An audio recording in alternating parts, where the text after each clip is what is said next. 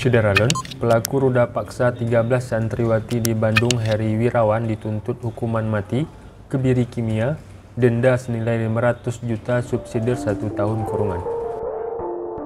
Jaksa menilai kasus tersebut masuk kategori kejahatan kekerasan seksual.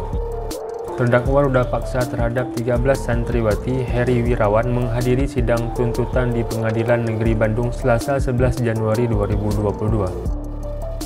Tuntutan terhadap Heri Wirawan dibacakan langsung oleh Kejati Jabar Asep N. Mulayana. Ada beberapa alasan jaksa menuntut Heri Wirawan dengan hukuman mati, yakni pertama, mengacu pada konversi PBB. Kedua, kekerasan seksual yang dilakukan terdakwa dilakukan pada anak didiknya yang merupakan perempuan asuh yang berada dalam relasi kuasa. Ketiga, berpotensi merusak kesehatan korban. Keempat, aksi Heri berpengaruh pada psikologis dan emosional korban.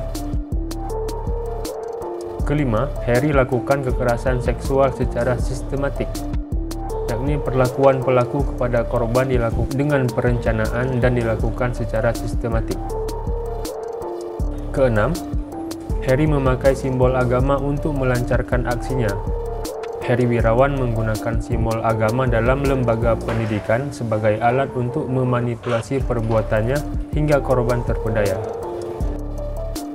Ketujuh, perlakuan Heri menimbulkan keresahan sosial. Kedelapan, Asep menambahkan perbuatan Heri Wirawan berpotensi menimbulkan korban ganda. Diketahui, Heri Wirawan meruda paksa 13 santriwati di beberapa tempat, yakni di yayasan pesantren, hotel, hingga apartemen.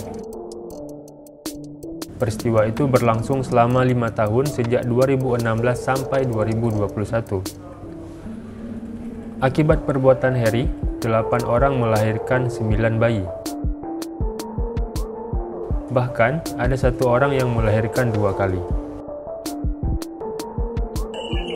Siang hari ini, kami telah membacakan tuntutan pidana kami atau rekusitor kami yang tebalnya lebih dari 3 halaman. Tapi tadi tidak bacakan semuanya, ingat efisiensi dan kemudian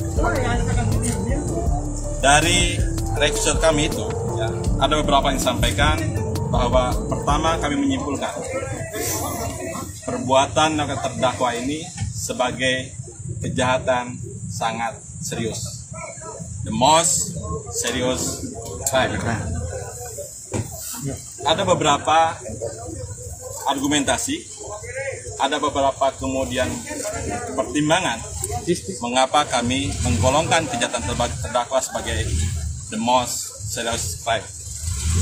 Pertama, mengacu kepada konvensi PBB menentang penyiksaan